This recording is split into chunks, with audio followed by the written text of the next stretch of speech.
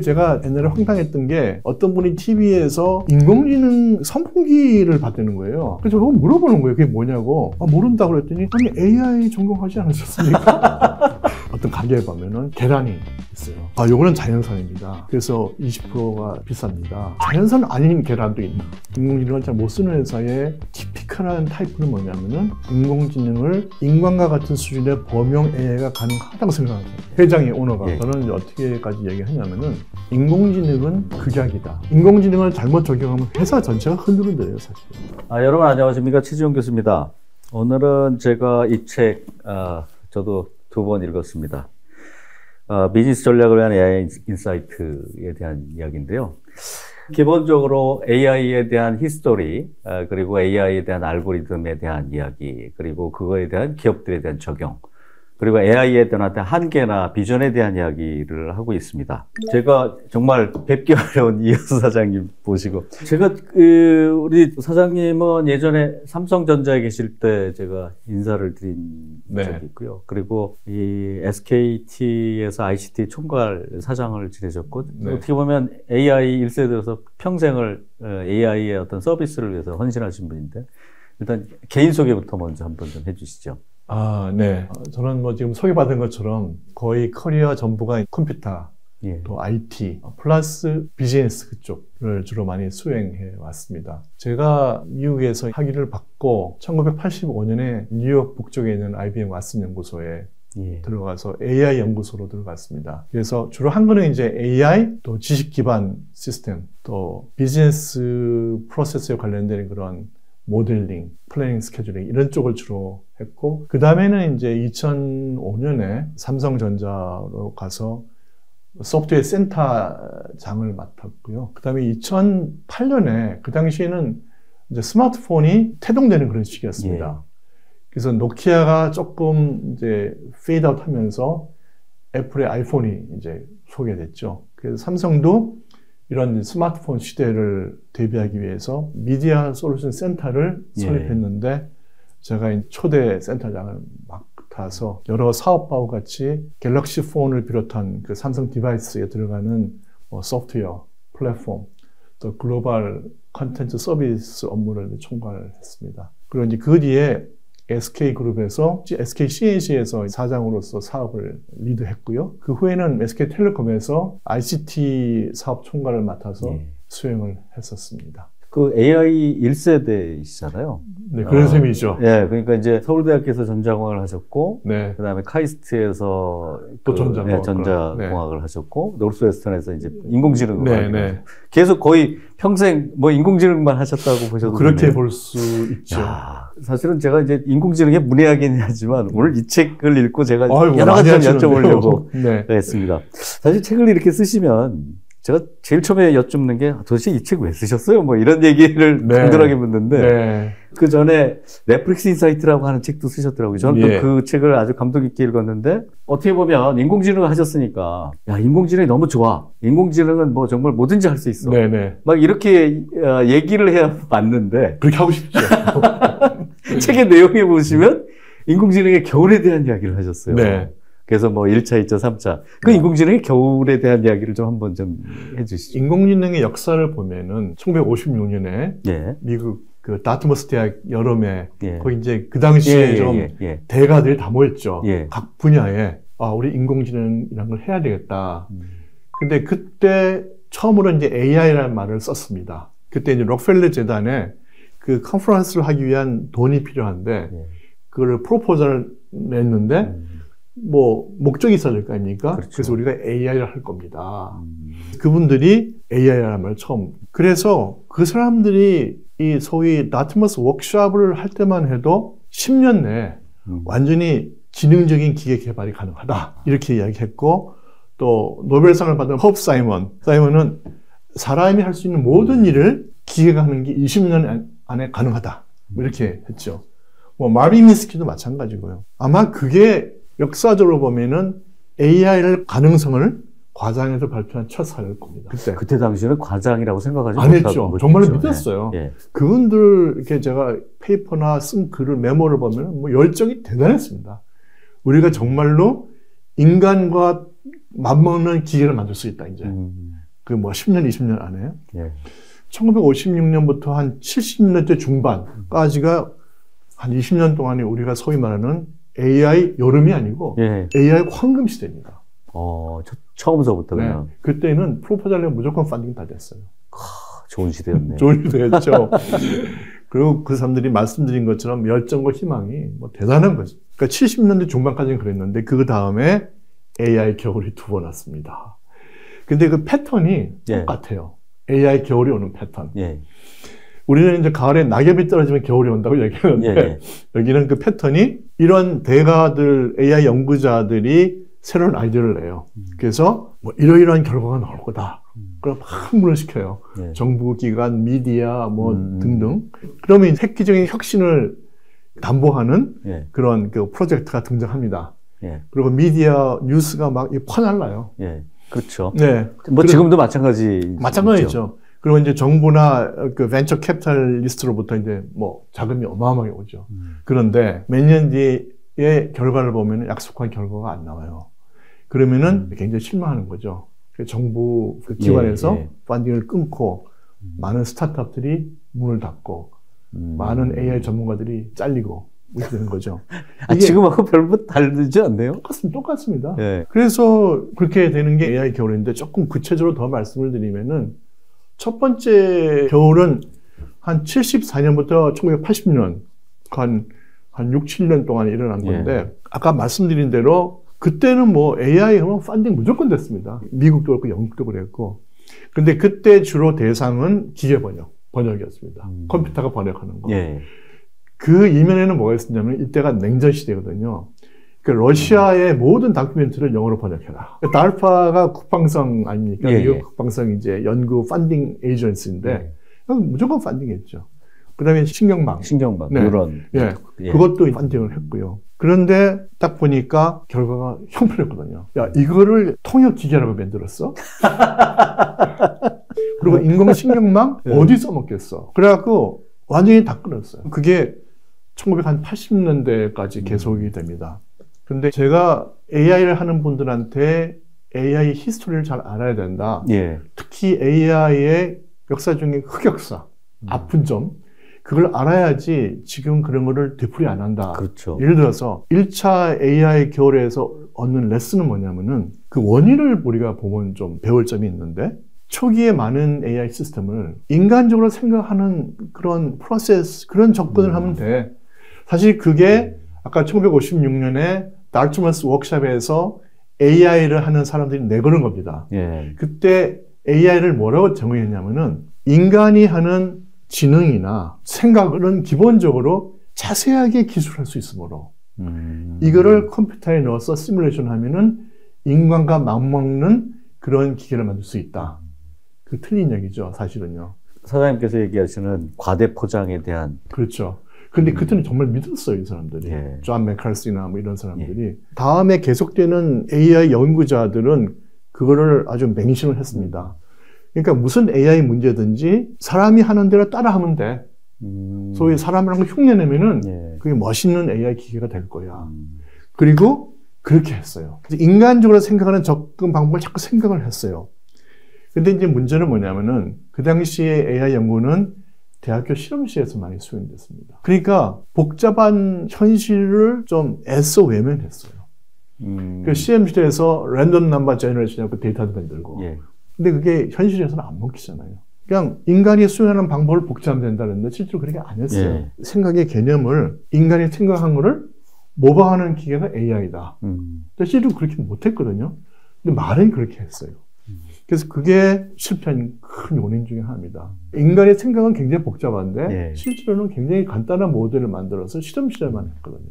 저는 사실은 이렇게 여쭤본 이유가 뭐냐면 그렇게 1차, 2차에서 실패한 이유들이 있지 않습니까? 말씀하신 대로 너무 인간적으로 접근을 했다라든지 아니면 정말 필요 없는 그런 연구실에서만 했다든지 뭐 이런 것들이 과연 현재도 그런 것들 때문에 또다시 혹시 겨울을 맞지 않을까라고 하는 두려움이 있어서요. 네. 지금 말씀하신 대로 그때의 상황하고 거의 비슷하거든요. AI들하면 다 펀딩되고 뭐 사람들 몰리고 그렇죠. 정부에서도 지원금 주고 뭐 기업에서도 이렇게 그래서 이거 혹시 과거처럼 똑같은 현상이 나타나지 않을까에 대한 걱정 때문에 네. 말씀을 드립니다. 뭐 당연한 말씀이시고요. 예. 근데 이제 보면은 우리가 겪은 1차 AI 겨울 2차를 보면은 예. 그 원인은 전부 기술에서 나와요. 예. 기술이 이런 멋있는 결과가 나왔다고 약속했는데 몇 년 뒤에 까보니까 아니거든요.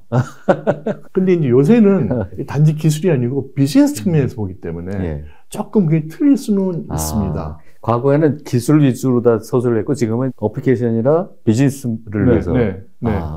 예. 이 기술이 정말 이렇게 가치를 창출하고 돈을 벌어줘? 도 있지만 예. AI가 상당 부분 마케팅용으로 쓰이는 거예요. 예. 그 제가 좀 옛날에 황당했던 게 어떤 분이 TV에서 인공지능 선풍기를 봤다는 거예요. 예. 그래서 그거 물어보는 거예요. 그게 뭐냐고. 모른다고 그랬더니 아니 AI 전공하지 않으셨습니까? 아니 그 진짜 뭡니까 그게? 저도 몰라요. 아직까지는 몰라요. 뭔지. 그런데 요새는 뭐 인공지능 냉장고, 인공지능 뭐 세탁기, 뭐 다 인공지능이 들어있잖아요. 예.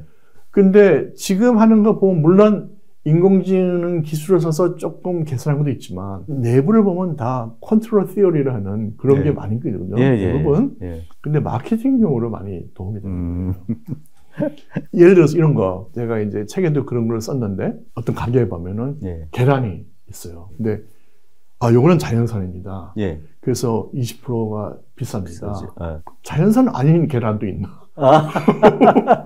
어디를 마케팅이에요? 그렇죠. 네. 그러네요, 그러고 보니까. 뭐든지 이 프로덕트에, 요거는 AI 기반에서 만든 제품이고, 요거는 아닙니다. 그러면은 AI 기반에서 만들었다는 게 더 가격을 높이 받는 어떤 정당성을 부여하는 거예요. 지금 제가 간단하게 그렇게 말씀드렸지만, 기업에도 그게 관련이 됩니다. 우리 기업에서 나오는 제품들은 전부 AI를 써서 만든 거야. 그러면은 굉장히 잘 팔려요. 예. 그래서 아까 제가 말씀드린 게 반드시 요새는 기술이 아니고 마케팅용으로 AI가 잘 쓰이냐 못 쓰이냐가 굉장히 차원합니다. 그러면 이게 기업들의 그런 어떤 욕구와 같이 결합이 돼서 과거에 기술적으로만 다뤘던 것보다는 오히려 더 오래 갈 수 있다. 오래 갈 수 있고, 저도 처음에는 제 3차 AI 겨울이 오지 않나 라는 생각을 했거든요. 최근에 보면 2012년부터 AI 여름이 시작됐습니다. 딥러닝이 실제화되면서. 그러니까 지금 한 10년 지났죠. 물론 딥러닝이 굉장히 많은 공헌을 했습니다. 결과도 좋아졌고 특히 이미지나 음성 분석 이런 데 공헌을 많이 했는데, 그럼에도 불구하고 정말 우리가 원하는 아주 미션 크리티컬한 의학, 국방, 금융 이런 데는 그 딥러닝 자체가 블랙박스화 했기 때문에 어떤 결론을 봤을 때 왜 이런 결론이 나와서 한번 설명해봐 하면 그냥 얘가 이렇게 결론을 투자 같으면 B를 하래요. B 분야에 투자를 하래요. 결론에 대한 부분만. 그러니까 CEO는 그 말 믿고는 투자를 못 하거든요. 1,000만 불, 1억 불 투자를 못 한다고요. 그래서 이제 그런 것 때문에 AI 겨울이 오지 않을까. 그렇게 생각했는데, 소위 빅테크 회사들, 우리가 잘 아는 실리콘밸리의 뭐 페이스북, 아마존, 구글 등등이 그 회사는 전부 다 궁극적으로는 AI로 먹고 사는 회사예요. IT, AI, 소프트웨어로. 테크 기업들. 테크 기업. 그러니까 AI 이거 형편없어 하면은 잘 안 되잖아. 그러면 주가가 하루쯤 확 떨어져요. 그러면 결국 기업들이 나서주면 이런 것들이 롱런할 수 있다라고 하는. 그렇죠. 회사의 밸류도 올라가고 그 다음에 서비스도 어차피 올라가게 되고. 다만 책에서 이야기를 하신 것 중에 예를 들어서 우리가 AI의 기호주의나 연결주의에 대한 연결에 대한 AI 이렇게 얘기를 하시고, 나중에 보니까 이제 딥러닝에 대한 이야기를 하셨는데, 최근에 들어서 이제 딥러닝이 대세잖아요. 대세죠. 도대체 그런 기호나 연결에 대한 것보다도 지금은 딥러닝이 대세가 된 뭐 어떤 이유가 있나요? 딥러닝이 우리가 아는 머신러닝의 한 분야거든요. 그러니까 결국은 머신러닝이나 딥러닝이 추구하는 바는 같아요. 어떤 인풋이 들어갔을 때, 예를 들어서 그게 뭐 분류라든지 추천이랄지 강아지 그림 보여주면은 이게 강아지야. 또 기린 그림 보여주면 이게 기린이야 하는 걸 원하는 거거든요. 근데 전통적인 머신러닝은 사람이 많이 인발브 돼요, 스틸. 예를 들어서 어떤 강아지를 알아내는 그 시스템이다. 예, 예. 그러면은 강아지 귀를 따내고 코에 까만 걸 이렇게 따내고 네 발 이런 거 있는 걸 우리 피처라고 얘기하는데 예. 특성 혹은 속성 이런 게 있는 거는 강아지야. 또 이런 거 있는 거는 기린이야. 그런데 그림이 복잡해지고 오브젝트가 복잡해지면은 사람이 그런 피처를 따내는 게 한계가 있다는 겁니다. 그래서 사람이 하지 말고 그거를 기계가 하도록 만들어. 그러니까 전통적인 머신러닝은 피처는 사람이 따요. 혼자 앉아갖고. 예. 그 피처를 소위 분류 기계에 넣으면은 예. 그 기계가 이게는 뭐 기린이다, 강아지다, 고양이다 구분한다고요. 딥러닝에서는 인공신경망이라는 놈을 써갖고 걔가 피처도 걔가 따내요. 분류도 걔가 다 해요. 소위 엔드-투-엔드 시스템을 다 하는 겁니다. 예. 그게 해보니까 사람보다 훨씬 좋아. 그래서 그 2012년에 이미지 경연대회가 있었는데 예. 그때 이제 처음으로 CNN 컨볼루션 네트워크가 나와서 그게 대박을 쳤죠.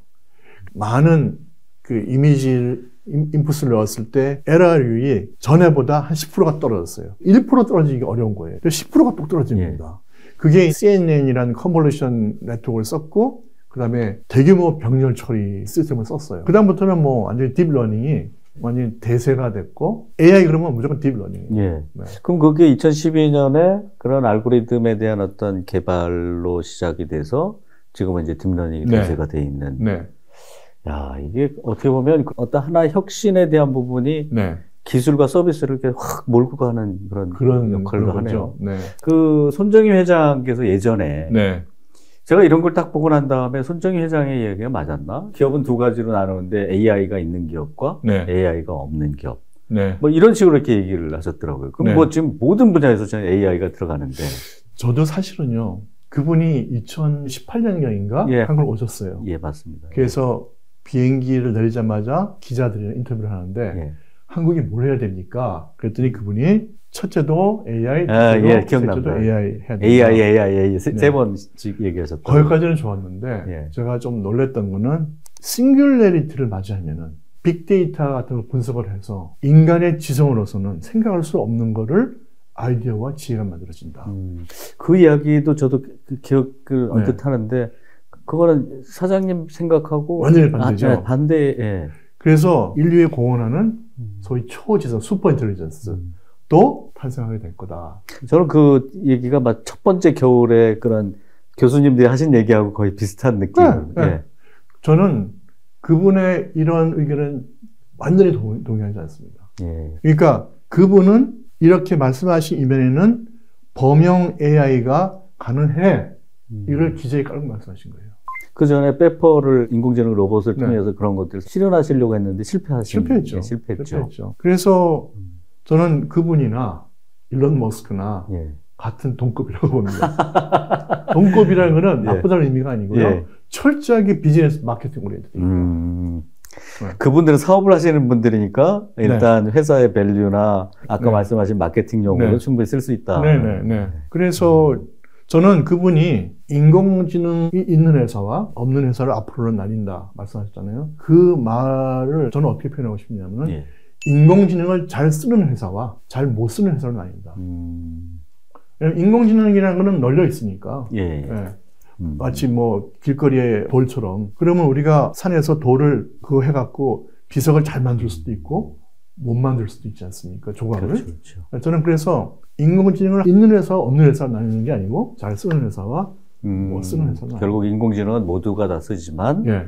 잘 쓰는 회사, 못 쓰는 회사. 그 기준은 사실 어떻게 보면 회사에 매출을 일으키고 사람들에게 이익을 갖다 줄 수 있는 회사와 그렇죠. 그렇지 않은 회사 이렇게 둘로 딱 나눠지는 거네요. 인공지능을 잘 못 쓰는 회사의 티피컬한 타입은 뭐냐면은 인공지능을 인간과 같은 수준의 범용 AI가 가능하다고 생각하는 사람입니다. 회장의 오너가. 예. 그러면 굉장한 리소스가 들어가긴 하지만 결국 그거는 성공하지 못하고 아래 일하는 사람들은 죽겠는 거죠. 위에 사람이 자꾸 예를 들어서 사람이 내일 깨면은 물을 먹고 싶다든지 뭐 어딜 가고 싶다든지 뭐 음식을 먹고 싶고 그거 뭐 이 사람 평소에 습관하면은 다 아는 거 아니야? 이렇게 쉬운 걸 왜 못해 AI가? 당신들 게임도 하고 뭐 이세돌 이긴다며. 그 어려운 것도 하는데 이렇게 쉬운 걸 왜 못해? 그 참 문제입니다. 그것에 대한 정확한 판단을 가지고 있는 분이 CEO로 계셔야 그거에 대한 정리가 가능한데 이제 너무 꿈을 꾸고 계시면 어떻게 보면 같이 일하시는 분이 너무 힘들고요. 저는 어떻게까지 얘기하냐면은 인공지능은 극약이다. 아주 파격적인 말씀이시네. 예, 어떤 의미로? 어떤 의미인가 하면 마약, 그게 아주 나쁜 거잖아요. 예. 근데 암 환자나 이런 사람들은 마약이 필요할 수가 있다고요. 지금 막 위암으로 막 위가 아파 죽겠는데 호소하면 마약을 준다고요. 그걸 주사도 놓고. 또 전쟁에서 막 총 맞아갖고 아프면 그 모르핀 주잖아요. 그건 나쁜 거죠, 원래는. 주잖아요. 그러니까 인공지능이 극약이기 때문에 잘 쓰면은 굉장히 좋다예요. 근데 그걸 잘못 쓰면은 그거로 인해서 사이드 이펙트가 너무너무 나쁘다는 겁니다. 그러니까 인공지능을 잘못 적용하면 회사 전체가 흔들흔들해요, 사실은. 그 아주 중요한 말씀. 그러니까 극약이라고 하는 것이 독약의 의미가 아니고 네. 사실은 우리가 필요할 때 쓸 수 있는 아주. 네. 청심환 이런 거 있잖아요. 옛날에 중국 영화 보면 죽으려고 그러면 딱 하나 죽으면 그런 거죠. 멜스는 아니지만 그걸 잘 써야 된다. 그리고 제가 이렇게 보면은 산업체나 기업체에서 인공지능 하지만 실제 프로젝트에서 인공지능의 포션은 10% 언더다. 예를 들어서 이미지 분석 이런 하나의 과제면 그거는 이제 인공지능이 뭐 한 70, 80% 되죠. 저는 그게 아니고 어떤 시스템적으로 AI를 만든다. 그랬을 때 인공지능 포션은 10% 정도. 나머지는 뭐냐? 전부 SI예요. 기획, SI, 뭐 나중에 버전 업하고 메인테인하고 이런 거죠. 그러면 거기에 들어가는 극약에 해당하는 SI는 한 10% 정도. 그게 이제 머신러닝이나 딥러닝이나 해당되는 거죠. 어떻게 보면은 지금 그 인공지능에 대해서 평생을 바치신 대표님 입장에서 인공지능에 대한 정확한 정의가 이렇다라고 얘기하시는 게 참 어떻게 보면 인공지능을 같이 하시는 분들은 굉장히 이 대표님을 싫어할 수도 있는데요. 좀 그런 경향이 있습니다. 근데 어떻게 보면 이 책에서 그러한 현실을 잘 이야기를 하고 계신 것 같습니다. 저도 이렇게 책을 읽어보고 인공지능의 한계, 사실은 한계가 없다라고 생각하는 게 기본적인 사람들의 컨셉이라서. 그래서 저는 인공지능이 만병통치약이라고 말하는 사람 있지 않습니까? 범용이야인데 저는 그거를 100%는 아니지만 90%까지 할 수 있다.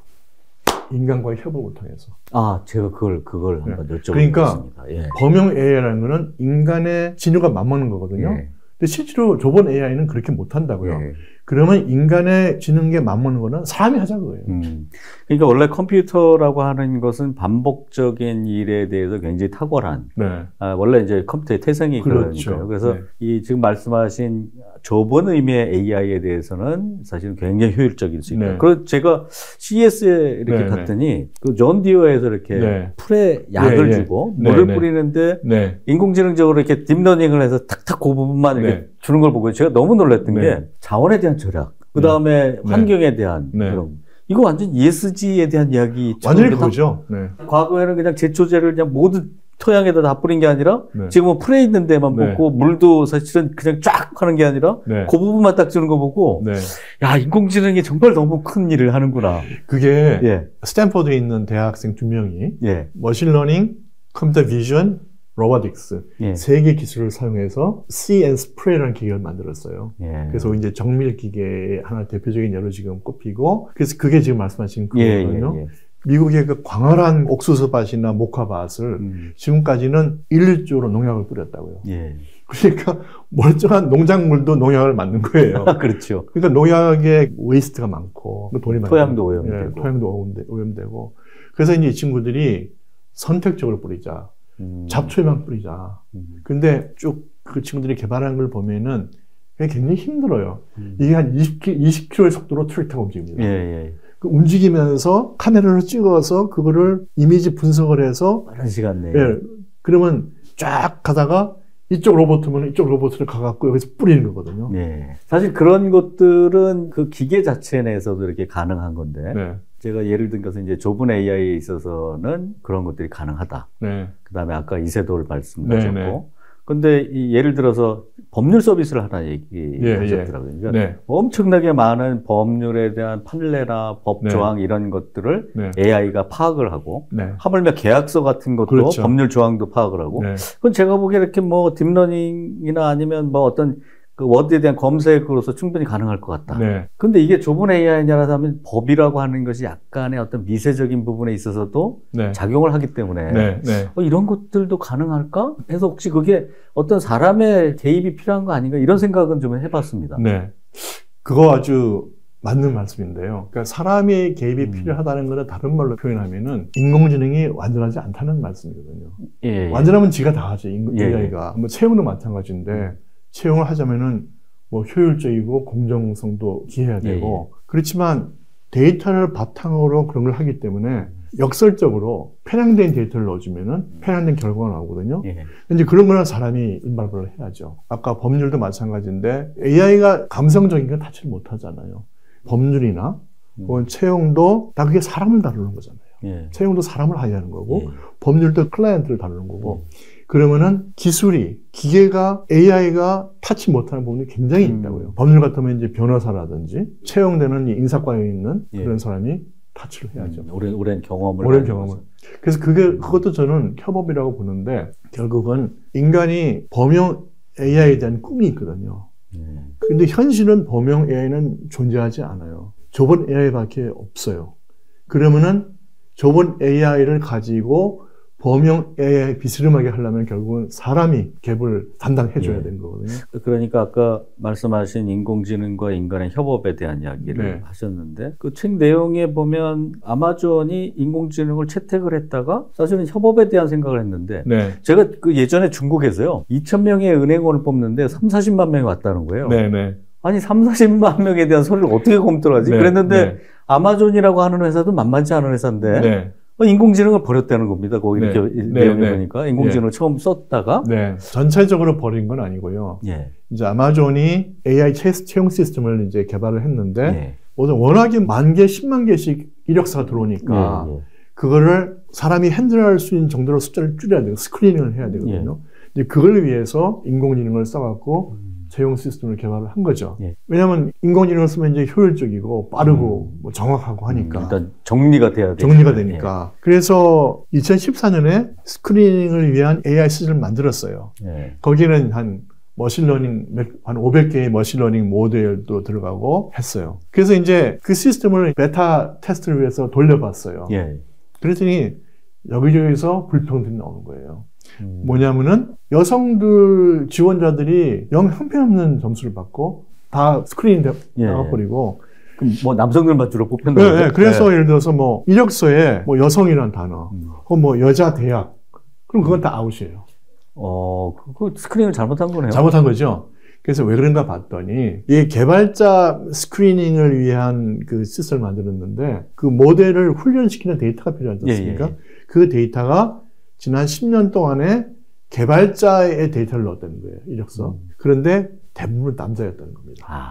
과거에 있는 그런 히스토리가 거기에 작용을 한 거군요. 그러니까 남자가 여자보다 훨씬 우월한 그 케이스로 이 모델은 추천하는 거예요. 아까 말씀하신 그 인공지능의 결과는 알겠는데 중간에 블랙박스로 돼 있다 보니까 나중에 이걸 발견하지 못했으면 그냥 그게 실행될 뻔한 그런 케이스네요. 이게 인공지능의 엄청난 능점. 그리고 실제로 아까 말씀드렸지만 한 500개 되는 모델을 쓴 거거든요. 우리가 실험실에서는 모델 한두 개를 만들지만 기업체에서는 몇백 개의 모델을 만들거든요. 그래서 그걸 앙상블로 쓴다고요. 그 랜덤 포레스트라는 그 기법으로 이렇게 쓰는데 그러니까 어떤 이유에서 어떻게 이런 결과가 나왔는지 추정하기가 너무 어려워요. 모르는 거예요. 아마 저는 자세히는 모르지만 이거 안 좋은 편향된 데이터를 쏟아내는 것도 한참 걸렸을 거예요. 알아내기 위해서. 그러니까 결과가 너무 편향적이니 한번 뜯어봤겠죠. 그렇죠. 근데 우리가 통상적으로 대충 편향적이긴 하지만 너무 티가 나지 않는 것들은 그냥 묻혀서 그러겠네요. 그럼요. 당연히 그냥 묻혀서. 굉장히 위험한 일이긴 합니다. 자꾸 AI 시스템이라는 거는 일단 출시가 되면은 그것도 거기부터 시작이거든요. 왜냐면 어떤 모델을 만들었는데 결국 AI 시스템을 쓴다는 건 특히 이제 머신러닝이나 딥러닝은 모델을 만드는 게 알고리즘을 써고 트레이닝 데이터를 써서 결국 만드는 건 모델이거든요. 그럼 이 모델에다가 이제 새로운 데이터를 넣었을 때 어떤 결과가 나오냐를 보는 건데 문제는 밖에 환경이 자꾸 변하지 않습니까? 그리고 내가 기업 환경도 변하고 그러면 새로운 데이터를 자꾸 줘야 돼요. 그래서 계속 얘를 학습을 시켜야 돼요. 근데 보통은 출시했어요. 그거 끝났지. 얘네 100명이 개발했지. 자, 100명은 다른 프로젝트로 가라 그래. 그게 아주 티피컬한 문제입니다. 그렇죠. 그게 연속적으로 계속 확장되고 무엇인가 고쳐지고 하는 디버깅 과정들이 계속 있어줘야 되는데 이제 프로젝트가 끝나면 사실 기업은 또 다른 프로젝트를 위해서 움직이고 다른 영리를 위해서 움직이니까 예전에 그 네이버에서 추천 알고리즘을 공개하라. 사실 공개를 해도 저희가 일반인들이 판단하는 것도 어렵지만 엔지니어들이 판단하는 것도 굉장히 어려워요. 부분에서 공개를 한다고 해서 뭐 그것이 명확하고 깨끗한 저희가 되냐? 그거 사실 쉽지 않은 얘기거든요. 왜 그러냐면은 AI 알고리즘하고 그거는 분류 알고리즘, 클러스터링 알고리즘 등등이 있는데 그거하고 모델하고는 완전히 별개예요. 모델이라는 거는 트레이닝 데이터가 알고리즘과 같이 접붙여져 갖고 크리에이트 된 아웃컴이 모델이거든요. 나중에는 알고리즘이 없어져요. 다. 트레이닝 데이터도 없어지고 모델만 남는 거예요. 그러니까 트레이닝 데이터가 엉터리면은 이 모델도 엉터리인 거예요. 그 제일 힘든 게 뭐냐면은 현재 시스템을 보면은 일반화가 제일 힘들어요. 결국은 트레이닝 한다는 말은 어떤 새로운 데이터가 들어와도 분류가 제대로 되는 결과가 나와야 되거든요. 그런데 이 데이터, 새로운 데이터, 저 데이터 할 때마다 같은 개인데 요 데이터 넣으면 개라고 나오고 요 데이터 넣으면 개인데도 불구하고 고양이라고 나오거든요. 그거는 일반화가 안 된 거예요. 그러니까 모델이 제대로 안 된 겁니다. 이게 여러 가지 허들이 있고요. 모델에 대한 문제, 데이터에 대한 문제, 그거에 대한 계속적인 업그레이드, 학습에 대한 문제. 그렇습니다. 갈 길이 머네요.